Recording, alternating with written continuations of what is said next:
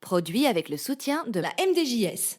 Salut les amis, Radio Ma'ali vous propose un nouveau podcast Icône avec une équipe qu'on a réunie pour vous spécialement à coup de convocation. Des braves candidats sont venus présenter leur dossier de validation du statut d'icône. Amin Bennis à ma droite, salut Amin.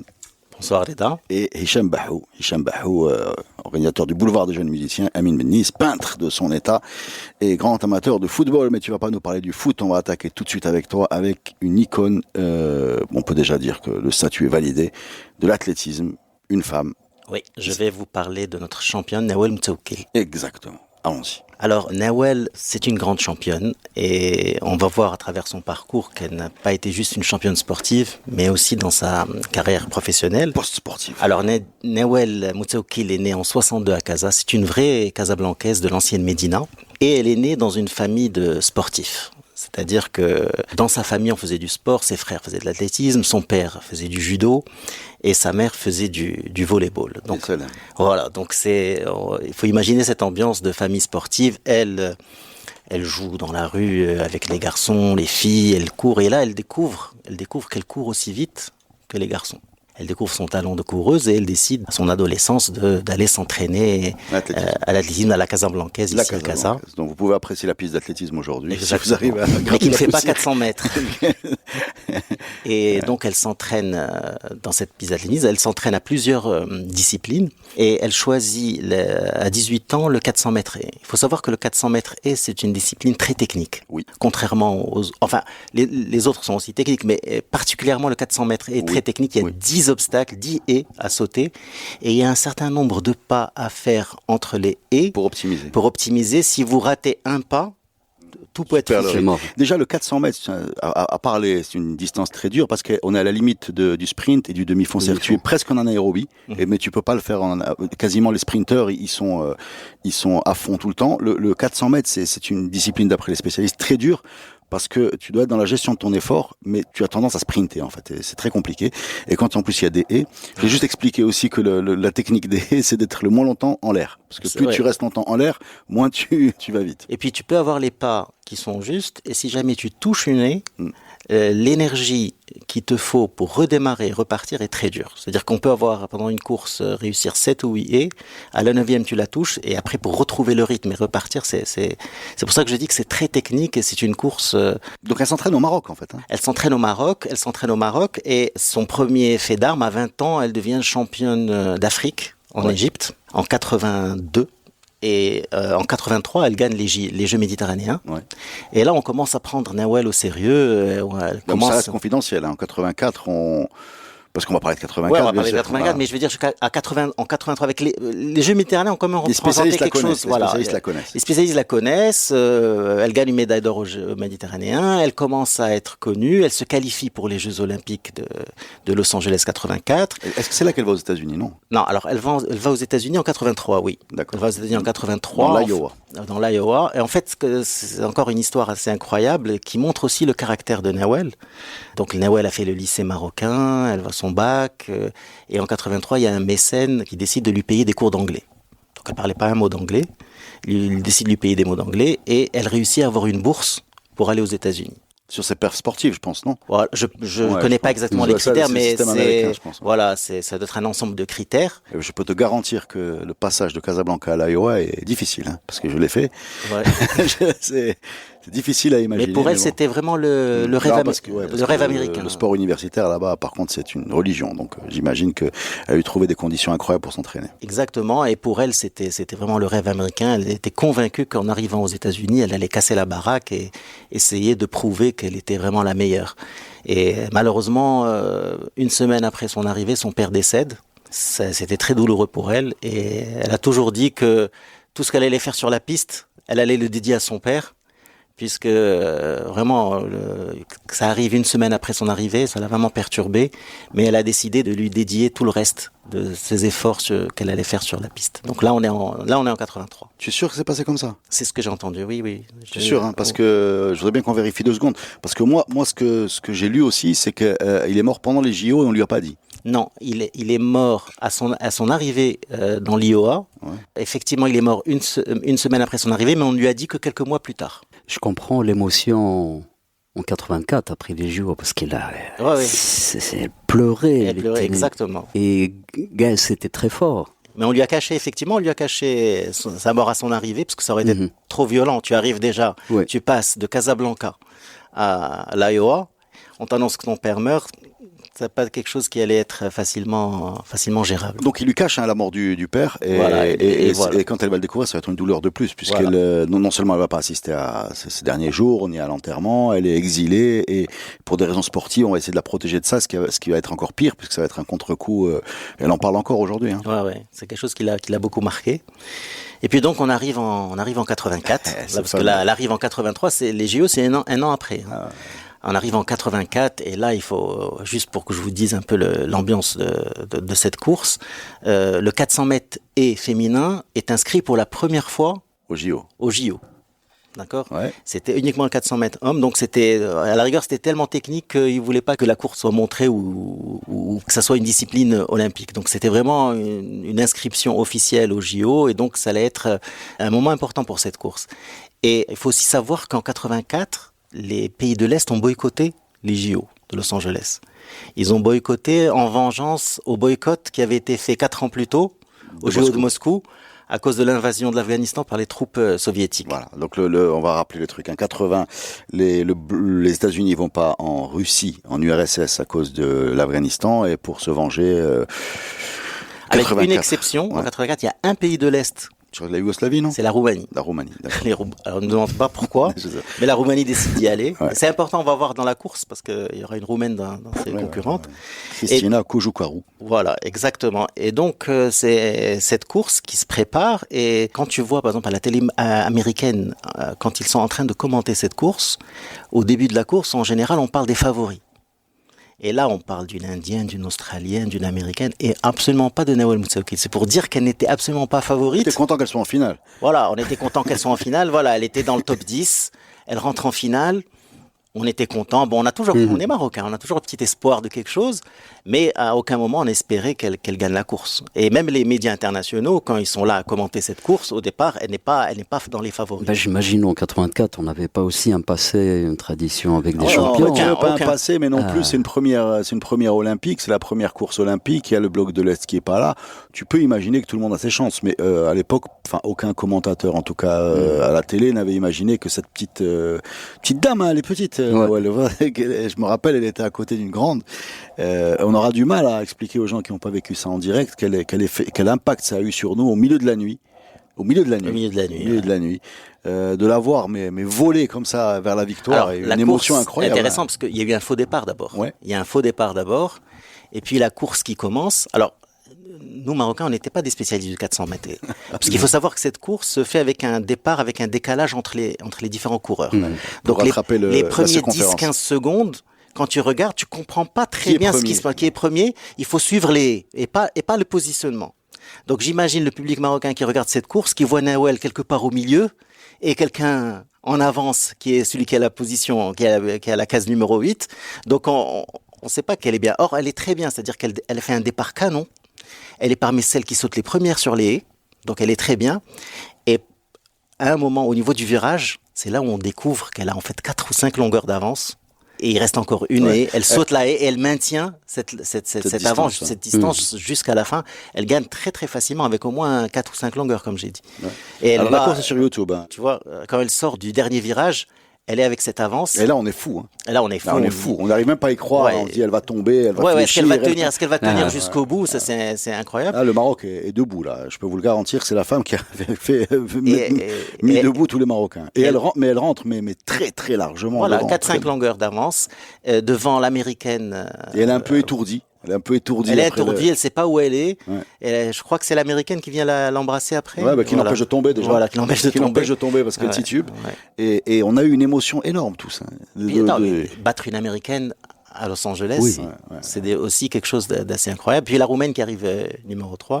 Et puis là, on voit Nawel qui est perdu, qui va aller chercher le drapeau, faire le tour de piste. C'est la première fois qu'on voyait le drapeau marocain au JO. Première médaille d'or de l'histoire du Maroc. C'est la première femme arabe, africaine, à gagner une médaille d'or au JO. Donc c'est quelque chose d'absolument important, essentiel. Et elle a ouvert la voie à beaucoup de championnes par la suite. Il faut quand même se rendre... Non, mais c'est dur à expliquer aux gens aujourd'hui que jusqu'en 1984, aucune Africaine avait gagné aucune épreuve des JO. C'est-à-dire qu'on parle de tous les sports, de tous les sports occidentaux, c'est-à-dire alors, tu sais que c'était le lancer de poids, le javelot, rien. Rien, judo, aucune Africaine, quoi.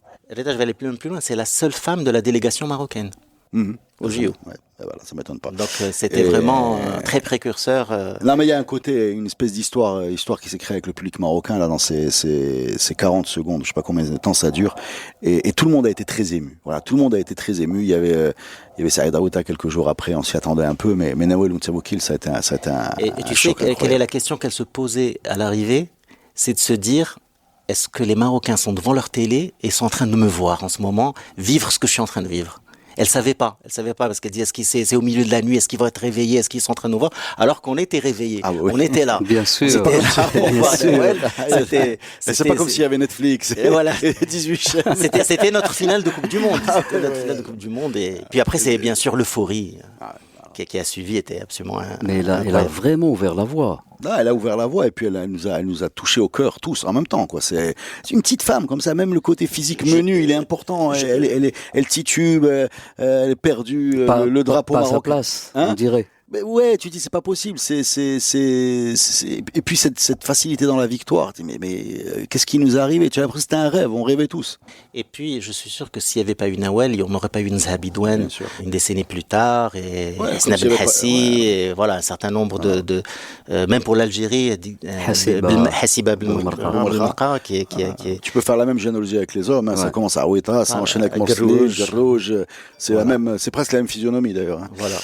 Et ce qui est intéressant chez Nawel, alors ça va être la femme d'une seule course en fait, finalement. Elle va pas enchaîner à ce niveau-là. Non, mais elle gagne les championnats d'Afrique en 84 et 85. Elle continue. Oui. Mais par contre, là où elle va s'illustrer, c'est dans sa carrière au Comité international olympique. Oui. Alors, ce qui est extraordinaire dans le parcours de Nawel, c'est que c'est une tête bien faite dans un corps bien fait. Parfaitement trilingue.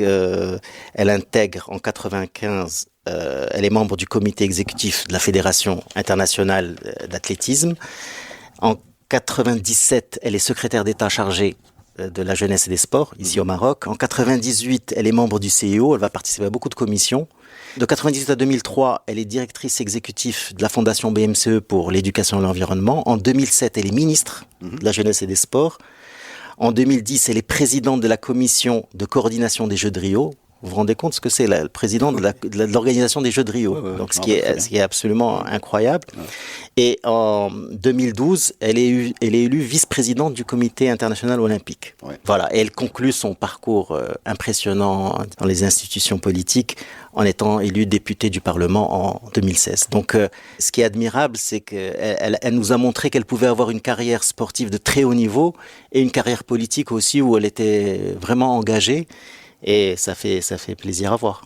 Je voudrais juste signaler qu'elle a été décorée, bon bien sûr au Maroc, mais je ne veux pas insister sur les prix marocains parce qu'ils sont assez évidents. Elle a été également décorée par le président Abdou Diouf du Sénégal. Elle a été ambassadrice de bonne volonté par l'UNICEF. Elle a reçu l'ordre du mérite de la République tunisienne. Elle a eu l'ambassadrice de bonne volonté de l'ONU. Elle a eu la Légion d'honneur en France. Enfin, c'est quelqu'un qui a beaucoup convaincu. Et je reste persuadé que ce parcours n'aurait pas été possible sans la médaille d'or qu'elle a eue. Oui, bien sûr. C'est-à-dire que c'est un déclencheur de beaucoup de choses. Mais écoute, je pense, en termes de conversion post-sport, il n'y a pas beaucoup de cas qui la surpassent. Oui, il n'y a pas beaucoup de cas qui la surpassent. Exactement. C'est assez impressionnant. D'ailleurs, hommage à Fadel Abdelawi qui nous a fait un podcast sur Saïd Aouta, qui nous a signalé que c'était fait exceptionnel. Le roi Hassan II avait cité Saïd Aweta et Nawel Moutaoukil dans un discours. Et c'est très rare qu'il cite des Marocains nommément, enfin et il les a cités en disant, ils sont peut-être plus connus que moi. Voilà. Et puis Nawel a une personnalité très attachante. Oui, bien sûr. J'ai rencontré une fois, c'est vraiment une femme à poigne, une battante. Elle est très positive, elle est toujours ambitieuse, elle a toujours envie de faire des choses. C'est vraiment très attachant de la voir comme ça. Et quand on la rencontre, on comprend pourquoi elle a fait une carrière aussi dans la politique. Dans la politique du sport. Est-ce que tu as regardé cette finale ou tu étais trop jeune? Non, je l'ai regardé, bien sûr. Je me rappelle pas exactement. C'est un peu le carbone 14 des Marocains. Mais bien sûr. 84. Mais j'ai une mémoire. Moi, je suis né en 74. Donc j'étais.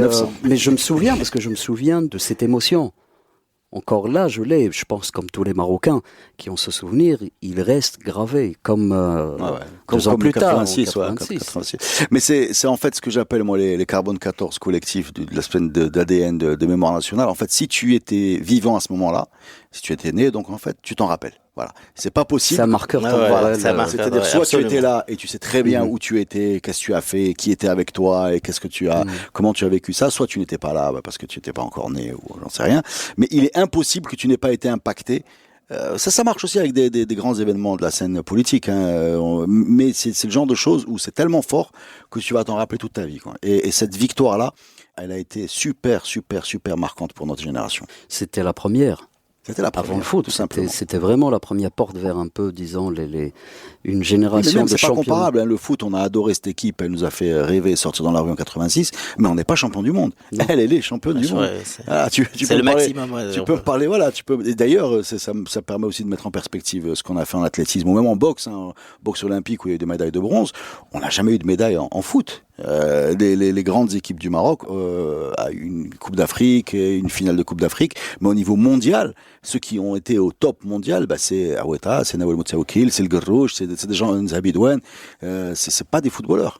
Ces générations, en tout cas les générations qui ont vécu ces moments ont été gâtées. Les années 80 et 90, on avait 2 générations de champions mondiaux en tennis. Elle arrivait en même temps qu'Aweta, donc c'était Nawel et Aweta, c'était le duo aussi, de couple comme ça qui était le couple modèle. Incroyable. Eh ben écoute, merci de nous tamponner tout ça, s'il vous plaît, le service administratif du podcast. C'est validé? Ouais, non, c'est validé. Je valide tout seul.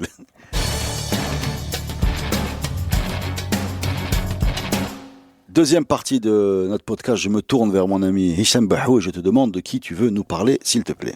Je voudrais vous parler d'un sacré personnage.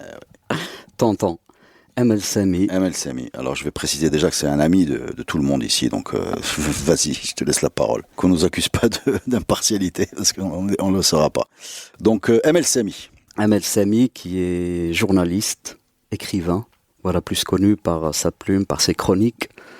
Faut-il vous l'envelopper sur Maroc Hebdo. Et puis il avait écrit 3 bouquins. On va dire les noms, Cèdre et Baleine de l'Atlas, en 1990. Prix du Grand Atlas en... Prête-moi ton délire, 93. Et Mourir pour 2 idées, c'est ça. Voilà. C'est ça. Donc romancier, chroniqueur, mais encore plus que ça, j'ai envie de dire... comme un peu un parrain de la scène musicale qu'il a accompagné aussi par ses écrits, par son soutien, par son rôle. Il était plus âgé que toute cette génération du boulevard avec laquelle que tu représentes, qu'il a toujours soutenu par ses écrits, par sa présence, par ses concerts, ses conseils. Il était toujours là, il allait voir les groupes de métal, même quand il était âgé, il était toujours là pour tout le monde en fait. Voilà. C'est ça. C'est quelqu'un qui a dès le début écrit régulièrement sur les concerts qu'on organisait à la Folle. Surtout sur les groupes de métal, de rock, et avec des beaux articles avec des titres historiques et qui parlaient bien des groupes. Et des fois, il y avait des groupes, c'est des jeunes groupes amateurs qui montaient, donc des fois, ils disaient mais moi je peux pas casser, je peux pas dire.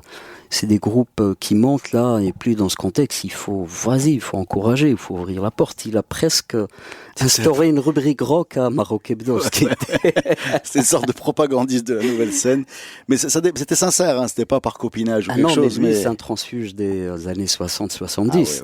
En fait, c'est cette génération, c'est des rockers, des mélomanes, des amateurs, des grands fans de Black Sabbath. Des hippies de Hendrix et de voilà, tout ce son électrique. Il a grandi dans cette ambiance-là, il a retrouvé dans l'effervescence du boulevard des années 2000, une famille, cette vague, justement, des 2000.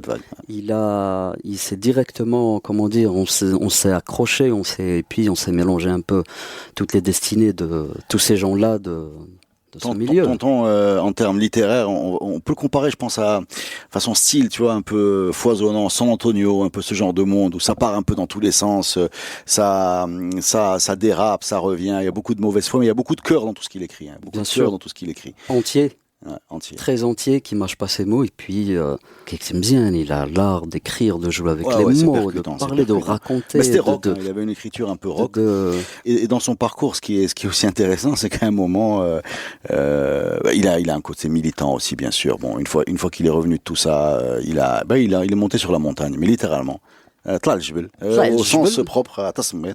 Exactement. Et il a retrouvé il a créé son écosystème là-bas. Il a permis de financer une école par des concerts. Exactement. Mais c'est une espèce de retour pour lui. C'est un citadin, c'est un urbain. Il est né à Marrakech, mais il a grandi à Casa. Ouais, il a fait aussi des passages à Oujda. Un peu à Oujda.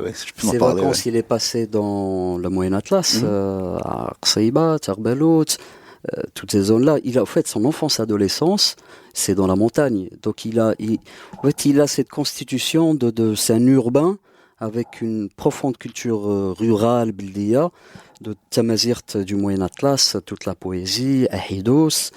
Et donc justement, moi je le résume en 3 parties. Il y a le rock, il y a vraiment le rock et le son électrique entre Hendrix, Black Sabbath et tout ce qui suivent. Une mouvance un peu lourde, ouais, Purple et compagnie. Le son Ahido, c'est le Tamazirt, c'est la poésie ancienne du Moyen Atlas, et puis la musique algérienne. C'est un grand fan de Raïn Alaï. Et de Remeti ou Qdam. Moi, c'est avec lui que j'ai commencé vraiment à apprécier le rail. Pour moi, je ne pouvais pas écouter ce son. C'est avec lui que j'ai fait le passage. Et tu comprends un peu l'âme de...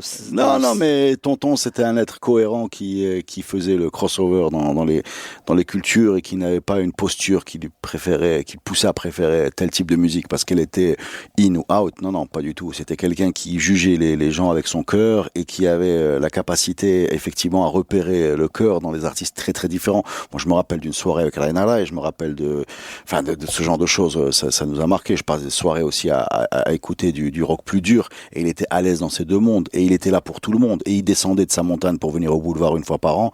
Le Moussem, quoi. Et c'était l'occasion pour nous tous de le revoir et on est très, très, très triste qu'il ait disparu aussi jeune en 2018. À 63 ans à peine. 63 ans. Un 27 janvier. Ah, 27 janvier. Et je voudrais signaler qu'il est né le 13 février, par contre. C'est comme moi. C'est juste. Non, ouais, on est tous très, très tristes qu'il ait disparu. Il a laissé un vide énorme. Et l'édition du Boulevard, la dernière édition du Boulevard, puisqu'il y a eu, après le confinement, il y a eu des annulations, c'est un hommage à Tonton, vu que vous avez mis sa tête sur l'affiche. C'est bien ça? C'est ça. L'affiche, c'était Tonton et son histoire qu'on a un peu personnalisée entre quelques baleines, des cèdres, l'Atlas, une Renault Express qui traverse l'Atlas, d'ailleurs, qu'on a laissé en 2004. Comment vous avez décidé de lui rendre cet hommage-là, visuellement? Je pense que c'était évident, parce qu'on était l'affiche, on réfléchit, quand on réfléchit chaque année à l'affiche, c'était qu'est-ce qu'on va trouver cette année, sur quoi on va partir, et puis on était sur ça, on cherchait quelque chose, et puis c'est avec le temps. Après, on était encore on était encore on va dire, dans l'émotion de la perte de Tonton. Je parle tout le monde, tous les amis, les musiciens, les proches du boulevard et autres, c'est une grande communauté. C'est 8 mois, c'est pratiquement 8-9 mois après son départ. Et puis, paf, c'est évident que l'affiche, ça ne peut être que Tonton. Mais il me kench ndiro une édition sans qu'il soit là. Et de toute façon, on va lui rendre hommage. Et puis à commencer par l'affiche, donc c'était Normal qu'il avait travaillé, il y avait beaucoup de travail. Normal l'a rencontré une fois, donc il connaissait pas Tonton, mais ça a été un travail aussi de raconter l'histoire, de documenter un peu avec des fragments un peu de sa vie. C'est quelqu'un qui était entre journalisme, écriture, montagne, rock. Et c'est un chercheur d'emmerde, c'est un journaliste enquêteur. Ouais, mais il aimait bien comme ça le rôle de poil à gratter. Ah non, mais à chaque fois qu'il partait en vacances, lui, il sortait avec une enquête. Il partait souvent à Merdlift. Tous les présidents de communes de là où tonton est passé le connaissent, parce qu'il y a toujours une histoire de tribunal, mais c'est vrai, son portefeuille était toujours rempli de convocations. Mais jusqu'à sa mort, le lendemain de sa mort, sa fille Rita, il pouvait pas, il parlait aux gens, c'est quelqu'un qui parlait beaucoup aux gens, donc qui étaient au courant des histoires, et puis voilà. Puisqu'on est sur le côté rebelle de tonton, on va lâcher le morceau, parce qu'elle avait fait grand bruit. On va parler, je suis désolé, pour détendre un peu l'atmosphère, du mouflon. Alors, le mouflon de l'Atlas, figure-toi, c'est l'affaire du mouflon. L'affaire du mouflon. Alors, tonton, il organise des concerts, et il y a plein de groupes qui y jouent pour gagner de l'argent pour construire une école dans sa montagne. Ça, juste avant, une petite introduction. En 2000, il est monté à Tasmet, qui est le massif au-dessus de Bni Mellal.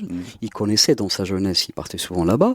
C'est là-bas avec Latif Assaf, ils nous ont dit, il faut qu'on se trouve un truc ici. Mais ce qu'ils ont fait, c'est que lui, il a créé une association, Acide. Acide, ouais. Et où il a... Tout est dans le nom, suite, c'est deux S. On a tous été embarqués dans cette aventure. Et puis, il y a eu des concerts, notamment en 2004, où il y a eu pas mal de groupes, dont Hobadar, Galizin, qui... Ça, c'est avec ça qu'on a fini... La construction de l'école. Donc l'école est construite, très content, on voit des photos, on y va d'ailleurs, hein, on va voir les locaux, etc. Et on est tout content de savoir que maintenant les petits-enfants du Jebel de Tasmet vont pouvoir aller à l'école. Et là, soudain, le mouflon. Alors le mouflon est une espèce, c'est un animal qui ressemble, je crois, un peu très peu connu par les citadins. Très peu connu par les citadins, mais qui est très protégé. Et donc les autorités locales, je ne veux pas rentrer dans le détail, je les connais pas, mais décident que les enfants ne pourront pas aller directement à l'école parce qu'ils vont traverser une réserve de mouflons et donc ils doivent rajouter 5 kilomètres pour aller à l'école. Voilà. Et on découvre donc à cette occasion, parce qu'il en fait bien sûr des articles, il mobilise tout le monde, et ça devient un sujet de ricanement local, en tout cas dans d'autres communautés, que le mouflon de l'Atlas est plus important que le mouflé de l'Atlas. C'est-à-dire qu'on vous a pas demandé de construire d'école, on l'a fait, on vous a juste demandé de laisser y aller, et sans nous déranger, je suis poli, avec votre mouflon. Et ça avait été fini au tribunal, cette histoire. Bien sûr, longtemps. Il y a eu beaucoup de procès contre l'association. Les gens, les montagnardes, parce que c'est les femmes qui ont tranché les barbelés la nuit, où ils ont bouclé les grillages, parce qu'il y a eu 6 km de grillage. Voilà, pour protéger le mouflon. Ce qu'il faut savoir, c'est que le mouflon, c'est pas recommandé qu'il soit à côté des êtres humains. En général, il est dans les hauteurs, dans les zones rocailleuses, très loin de toute présence humaine. Ça a été une affaire où c'était les eaux et forêts avec la commune. Ils ont choisi exactement la région, les Yerkhle Kbir, là où il y a la plus haute densité des gens, où il y a les passages au fait, parce que c'est une zone où c'est un peu une espèce de carrefour. Ouais, et les puits. Où il y avait les zib les stocks de pâturage de l'été. Et ils ont engrillagé ça, donc ils ont empêché les gamins d'aller à l'école, les femmes d'aller chercher l'eau, d'aller vers la fontaine. Il fallait rajouter 3-4 kilomètres pour aller vers la fontaine. Donc ça a été un truc qui a totalement déstabilisé un peu la région, et l'association, à la demande un peu de la population, a y rentré dans le dossier. Ligne. Et c'était typiquement le genre de combat que tonton va prendre à cœur. C'était le casting parfait. Avec le mouflon, tonton, le mouflon, l'administration. Mais complètement. Là, c'était terrible, c'est terrible. Mais il n'y a pas eu de mouflon par la suite. Ça a été un projet avorté. Donc oui. Non, parce qu'il faut expliquer que l'association a gagné. C'était pour intégrer le mouflon. Il n'était pas là-bas. Non, il n'était pas là-bas. Donc ils préparaient la zone. Donc ils bloquaient, ils installaient les grillages. Mais il y avait donc justement la campagne, parce que on a lancé une pétition, l'association Acide.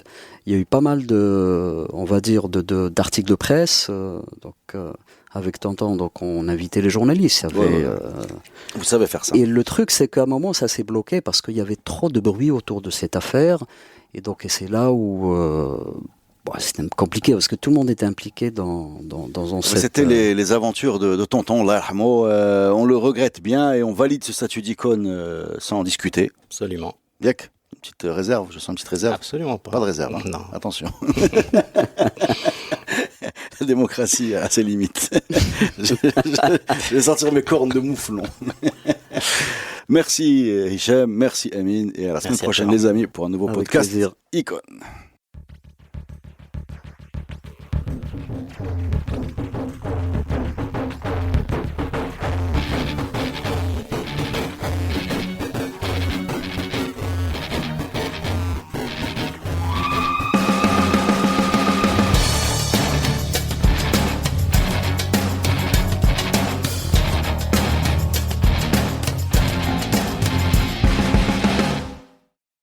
Produit avec le soutien de la MDJS.